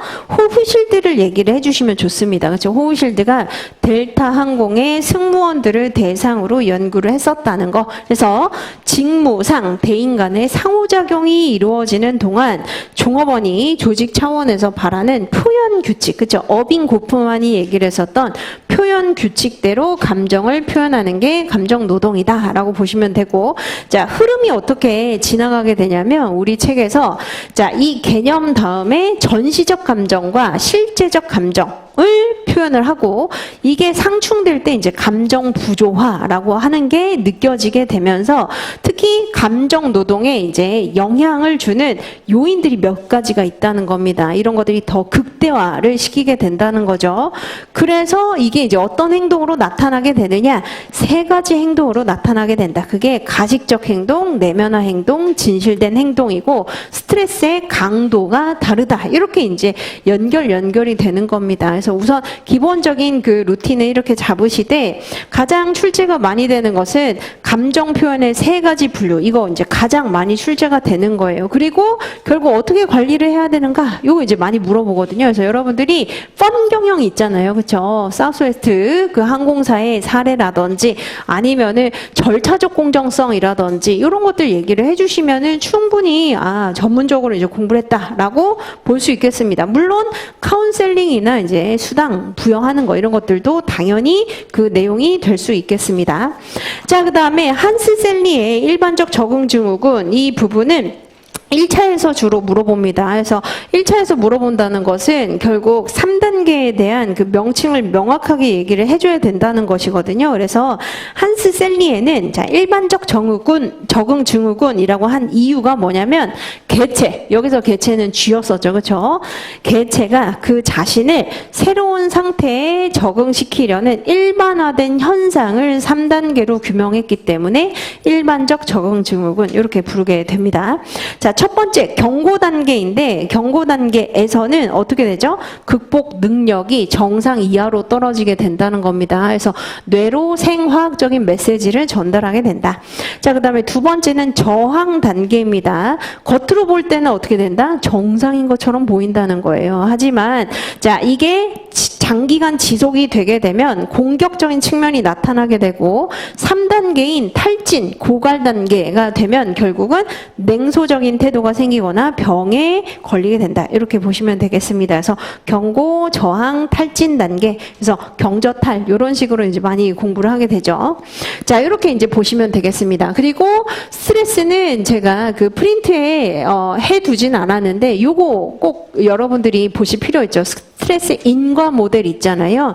인과 모델에서 좀 더 제가 봤을 때는 이걸 못 쓰지는 않을 거거든요. 원인에 있어서는 많죠. 그렇죠? 그래서 원인 많고 결과도 충분히 쓸 수 있기 때문에 조금 더 여러분들이 공부한 티를 낼 수 있는 거 얘기해 주시면 좋습니다. 그래서 뭐 역할 모호성 또는 이제 역할 과중 또는 역할 갈등 또는 뭐 직무 요구, 통제 모형 이런 것들 이제 언급을 해 주신다거나 아니면 사회적 밀도라든지 이런 것들을 최대한 이제 좀 심리학적 용어를 써 주시면서 설명을 해 주시면 훨씬 더 좋습니다.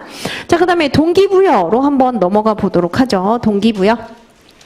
자, 동기부여는 크게 마음속에 이제 그림이 조금 그려지시죠. 그렇죠? 욕구이론, 인지적 동기이론, 내재적 동기이론 이렇게 나눠볼 수 있는데 우선은 여기에서 욕구이론에서 여러분들이 가장 좀 중요하게 보셔야 되는 것은 명칭이고 그러니까 각 그 이론별로 명칭을 잘 보시되 최근에 많이 물어볼 수 있는 게 맥클리랜드의 성취동기 이론입니다. 성취동기 이론을 가장 잘 물어볼 수 있는 이유가 뭐냐면 타고 태어나는 게 아니라 육성이 가능하다고 보잖아요. 그죠? 개발 가능하다라고 하는 측면에서 조직 행동론의 그 취지와도 이제 결을 같이 합니다. 그래서 성취 욕구, 권력 욕구, 친교 욕구 요 세 가지가 있는데 사실은 위계 계층이 있는 건 아니지만 이제 비교를 해 보기 위해서 우리가 이제 책에는 그렇게 그림을 표현을 해 둔 것이죠.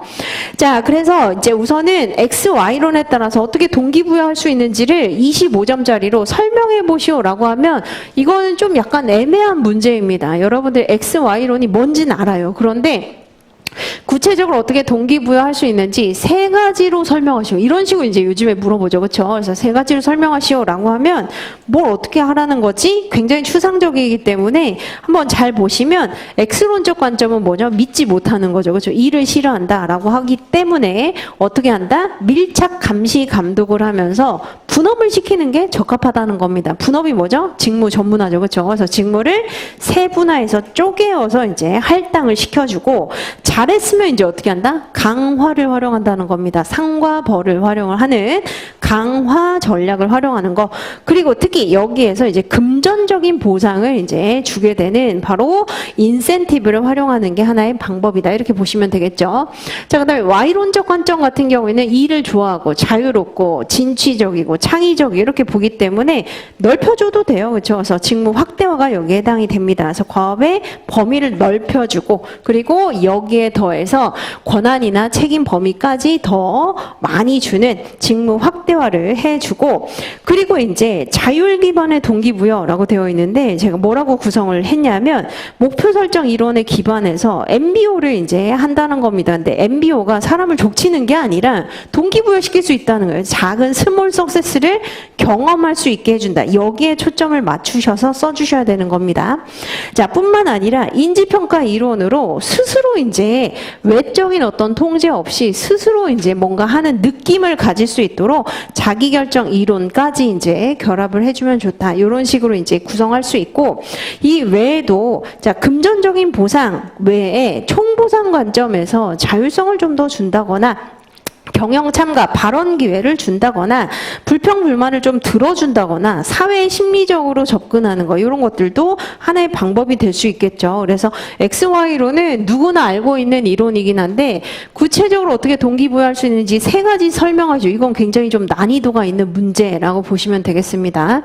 자, 그 다음에 인지적 동기 이론에 대해서 이제 물어볼 수는 있는데, 여러분들이 부름의 기대 이론, 포터와 롤러의 수정 기대 이론, 그리고 아담스의 공정성 이론, 로크의 목표 설정 이론, 자, 이런 것들이 나오는데, 이 중에서 그래도 포터와 롤러의 수정 기대 이론을 좀 정리를 하고 들어갈 필요가 있죠. 그렇죠? 그래서 다른 내용은 공부를 하지 못한다 하더라도 모형은 좀 공부를 하고 들어갈 필요가 있습니다. 그래서 원래 노력, 성과, 그리고 보상이라고 하는 이게 뼈대잖아요. 그렇죠? 뼈대인데, 우선 이 명칭에서 알 수 있는 수정 기대 이론에서 얘기하는 게 뭐죠?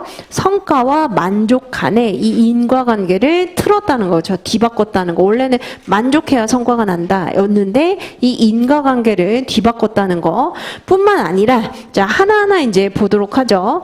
노력이 성과에 가게 되는 이 루트에 조절 변수가 분명히 존재한다는 겁니다. 노력을 한다고 해서 성과가 나는 거 아니더라. 뭐다?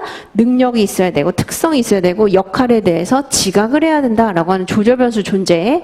자, 그 다음에 보상은 두 가지로 나눌 수 있다. 그래서 내재, 외재로 나눌 수 있는데, 자, 이거 외우시는 것도 중요하긴 한데, 문제에서 오히려 내재적인 보상과 외재적인 보상에 무엇이 있는지를 써보시오. 이런 식으로 물어볼 수 있습니다. 그렇다면, 자, 내재적인 보상은 뭐죠? 일 그 자체에서 비롯된 게 여기에 해당이 되는 거죠. 그렇죠? 재미, 보람, 인정, 책임, 성장, 발전. 이게 이제 내재적인 보상이고, 외재적인 보상은 일 그 외에 맥락적인 요소에서, 환경에서 오게 된 게 외재적 보상입니다.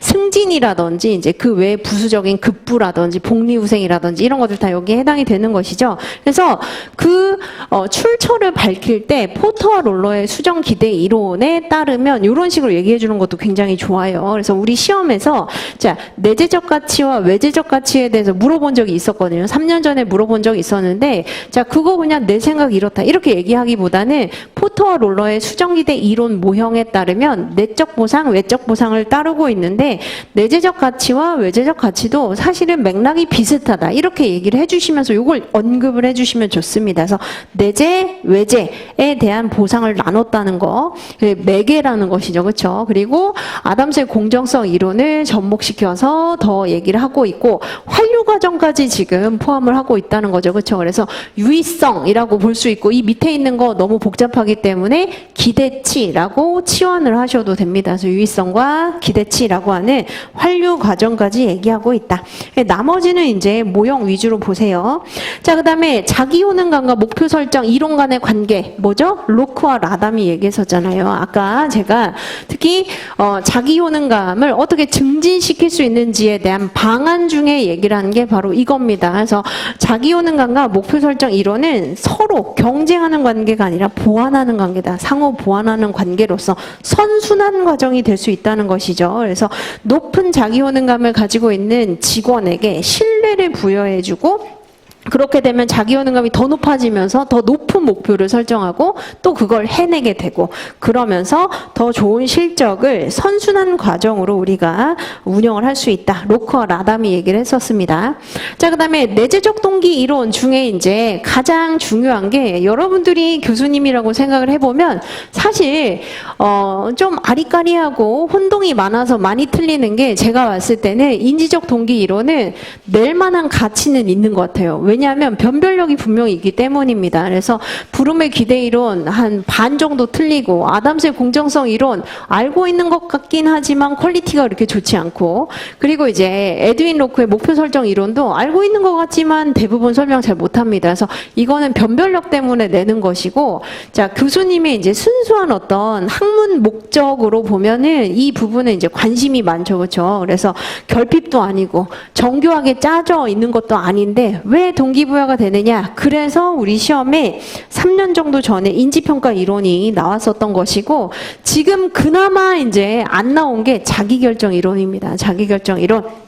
자, 그래서 자기결정 이론 같은 경우에는 있는 그대로 정말 자기결정 이론을 써보시오라고 문제를 물어볼 수도 있지만, 자, 여기 나와 있는 픽사의 사례 있잖아요. 이런 사례로 물어볼 수 있습니다. 그래서 사례로 물어본다거나 또는 스와치 그룹의 이제 회장에게 동기부여의 그 원천이 무엇이냐라고 물었을 때 스스로 흥미를 느끼게 해주는 것, 자기가 결정감을 갖게 해주는 것, 자율성을 갖게 해주는 것이라고 얘기를 하고 있습니다. 그래서 이런 사례들을 얘기를 해서, 자, 이게 무엇을 의미하는 이제 이론인지 이렇게 물어볼 수 있는데, 소마큐브 사례는 사실 이번이 아니라 2년 전에 출제가 됐죠. 그렇죠? 그래서 인지평가 이론이라고 보시면 되고, 자, 밑에 있는 바로 픽사의 사례, 이게 결국은 자기결정 이론입니다. 그래서 자기결정 이론이 지금 미기출이기 때문에 요거는 조금 모형 위주로 잘 알아두실 필요가 있어요. 자, 그래서 인접 시험에서 뭐라고 물어봤냐면, 자기결정 이론에 따른 동기부여의 과정을 도식화하고 설명하시오. 이렇게 이제 물어본 적이 있는데, 이거 뭐 물어보려고 하는 거죠? 결국은 왜 표동 통례, 이거 알고 있느냐. 그리고 그 전에 선행 연구로서 개인 행동 통제 요인 3가지를 알고 있느냐. 그게 이제 환경적 지원으로서 기업이 해줄 수 있다는 걸 알고 있느냐. 요거는 모형 제대로 그리면 교수님이 너무 그렇게 크게 막 따지면서 살펴보진 않을 겁니다. 그래서 요걸 모형을 반드시 도식화해 보시고 넘어가세요. 자, 그다음에 학습입니다. 학습. 자, 학습. 여러분들이 이제 문제 많이 풀어봤는데 아직도 이제 많이 틀릴 수 있는 부분이 있죠. 그렇죠? 그래서 자, 우선 학습과 관련해서는 반복적인 연습, 경험을 통해서 이루어진 영구적인 행동 변화. 유래가 뭐죠? 트랙입니다. 그렇죠? 그래서 트랙을 따라서 경험을 축적한다라고 보시면 되고, 자, 물론 이제 고전적 조건화, 조작적 조건화, 이건 1순위예요. 완전 우선순위, 1순위로 나올 수 있는 게 행동주의 학습 이론에서 고전적 조건화와 조작적 조건화, 이거는 아주 중요한 주제인데 아직 한 번도 안 물어봤기 때문에 반드시 개인 파트 중에 1순위로 보셔야 될 게 이 부분이고, 자, 2순위가 뭐냐면 강화입니다. 왜냐하면 작년에 경영지도사 시험에서 강화와 관련해서 이렇게 이제 물어봤어요. 요거 이제 물어봤습니다. 두 번째 문제 물어봤기 때문에 이거 한번 같이 보도록 하죠. 자, 우선 강화라고 하는 것은 조건화, 즉 여건을 마련을 해주면서 개인의 행동을 더 하도록 촉진시키거나, 자, 바람직하지 않은 행동을 덜 하도록, 즉 소멸시키는 행동 변화 방법. 그죠? 강화는 행동 변화 방법이라고 말씀드렸죠. 그렇죠? 그래서 행동 변화 방법을 의미하는 것이고, 자, 강화는 통상 어디에서 시작하냐면 강화, 전략 또는 강화, 유형에서 시작합니다. 그게 바로 긍소벌부 또는 적소벌부죠. 그렇죠? 긍정적 강화 또는 적극적 강화라고도 표현하는 교수님이 있습니다. 파지티브를 이렇게 번역하는 거죠. 그래서 긍정적 강화, 소거, 벌, 그리고 부정적 또는 그렇죠. 그러니까 이 네거티브를 굉장히 다양하게 표현을 해요. 그래서 긍정적 강화, 적극적 강화 또는 이제 뭐 소극적 강화 이렇게도 표현을 하기 때문에 요거는 여러분들이 영문을 이제 보시면 되는 것인데, 자, 중요한 건 뭐냐면 그 다음에 문제입니다. 이게 이제 조금만 꼬아서 나와도 여러분들이 어려워하는 부분이죠. 그렇죠? 그래서 한번 잘 보시면, 자, 연속적 강화와 간헐적 강화가 있다. 이런 식으로 이제 물어보는데, 우선 연속적 강화가 뭘 의미하는 거냐?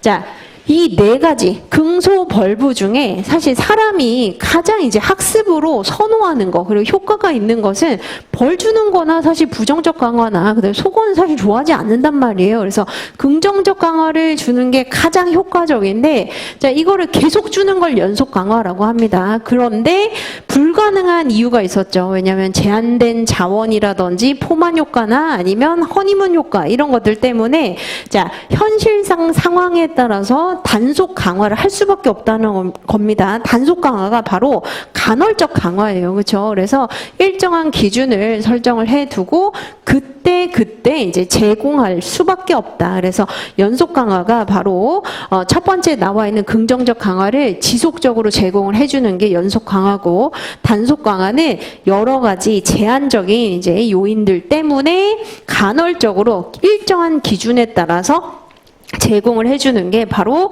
간헐적 강화법이다라고 보시면 되는데, 자, 우선 학습 속도를 보도록 하죠. 학습 속도는 배우는 속도를 얘기를 하는 거잖아요. 당연히, 자, 강아지 한번 생각을 해보세요. 먹이 줄 때마다, 아, 내가 이제 뭐 앉아야 되는구나, 내가 누워야 되는구나, 이걸 알겠죠. 그렇죠? 그래서 연속 강화가 학습 속도는 더 빠른 편입니다. 하지만 간헐적인 강화, 단속 강화는 일정한 기준에 따라서 굉장히 제한적으로 지금 먹이를 주는 거잖아요. 그렇기 때문에 상대적으로 비교해 봤을 때 연속 강화보다는 학습 속도가 느립니다. 이렇게 보시면 되겠죠. 자, 그 다음에 어디를 보시냐면 속어 속도가 이제 여러분들이 어려워 하시는 거죠. 그렇죠? 속어가 뭐냐, 속어 속도가 뭐냐, 이렇게 보시면 되겠습니다.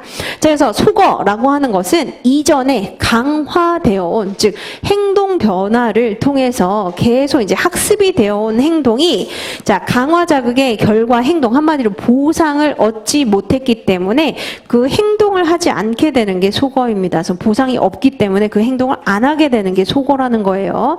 자, 그래서 속어에 대한 저항은 바로 이런 보상을 없앤, 즉 철회한 후에도 그 행동을 계속하려고 하는 경향을 의미하는 것인데, 결국 뭘 의미하는 거죠? 속어에 대한 저항은 뭐가 더 확실하게 학습이 고착화되었는가, 이거를 물어보는 게 바로 속어에 대한 저항입니다. 그래서 결국 말을 굉장히 어렵게 물어보는 것이지만, 속어에 대한 저항이 큰 것은, 또는 학습이 가장 잘 되어 있는 것은, 또는 다시 이전의 행동으로 되돌아가지 않는 것은 똑같은 얘기죠. 그렇죠? 그래서 이 네 가지 중에 무엇이냐, 한마디로 예측 가능성이 낮은 변동 비율이 바로 여기에 해당이 된다라고 보시면 되겠습니다. 그래서 바로 여기 나와 있는 스키너의 연구가 강화예요. 그렇죠? 조작적 조건하에서 이제 연구입니다. 그 강화입니다. 그래서 강화 연구에 따라 손잡이를 누르는 횟수가 가장 높은 순서, 한마디로 학습이 잘 되어 있는 거, 이걸 물어보는 것이죠. 그래서 학습이 가장 잘 되어 있는 게 변동 비율법이다, 이렇게 보시면 되겠습니다. 물론 이 순서대로 외우시긴 해야 돼요. 그래서 변비, 고비, 변간, 고간 이렇게 공부를 해주시되, 결국 교수님이 이제 물어보는 것은 요거죠. 그렇죠? 속어 속도에 대해서 지금 물어보는 게 여기에 해당이 된다. 그래서 변동 비율이 학습 효과가 가장 잘 지속이 된다, 이렇게 보시면 되겠습니다. 그래서 물어보는 걸 잘 보셔야 되는 게, 우선 강화의 개념, 강화의 전략. 강화 전략은 이거라는 거예요. 긍소벌부가 바로 강화의 전략, 또는 강화 유형은 긍소벌부입니다. 그런데 강화 스케줄이나 아니면 속어의 속도라든지 이런 것들은 바로 오른쪽에 나와 있는 변비, 고비, 변간, 고간, 이것을 우리가 바로 강화 스케줄 또는 뭐 속어에 대한 저항의 정도, 속어 속도, 이렇게 표현을 하게 되는 것이죠. 이렇게 보시면 되겠습니다. 자, 그 다음에 사회학습 이론, 이게 이제 마지막입니다. 사회학습 이론은 대부분 개념을 이상하게 적는 경향이 있어요. 그래서 그냥 가장 고등동물로서 이제 관찰만으로도 배울 수 있다, 이게 아닙니다. 그래서 물론 이해는 그렇지만 이제 표현을 하실 때는 개인의 성격 그리고 인지가 결합된 굉장히 복합적인 과정이다라고 표현을 해주셔야 됩니다. 그래서 개인의 성격, 인지가 결합된 복잡한 상호작용을 하면서 배우게 된다는 거죠. 보고 그 대상이 어떤 보상을 받는지 생각을 한다는 거예요. 생각을 하고 내가 또 자기 규제적으로 그러한 행동을 반복 행동을 하면서, 여기 이제 성격도 개입이 되는 것이죠. 그러면서 상호작용을 하게 되면서 배우는 것이다. 그래서 실험이 있었습니다. 보보인형 실험이 있었고, 자, 여기에서 가장 중요한 게 대리학습, 상징적 과정, 자기통제라고 하는 세 가지 내용을 반드시 기억을 해 주셔야 되고, 여기에 서브로 물어보는 문제가 이제 모방이나 관찰을 통한 사회학습의 과정 네 가지 단계를 쓰시오. 그래서 주유, 재강, 요거 이제 많이 물어봅니다. 그래서 결국은 사회학습 이론에 있어서는 세 가지 핵심 개념에 대해서 쓰시오. 그게 대리학습, 상징적 과정, 자기통제, 그리고 모방이나 관찰을 통해서 어떤 단계대로 이제 학습이 이루어지는지를 한번 네 가지 단계로 제시해 보시오라고 하는 게 주의 집중, 유지, 재생, 강화 단계다, 이렇게 보시면 되겠습니다. 자, 여기까지가 이제 개인 수준이니까 이제 마무리를 하고 저희는 15분 쉬고 이제 조직 파트 보도록 하겠습니다.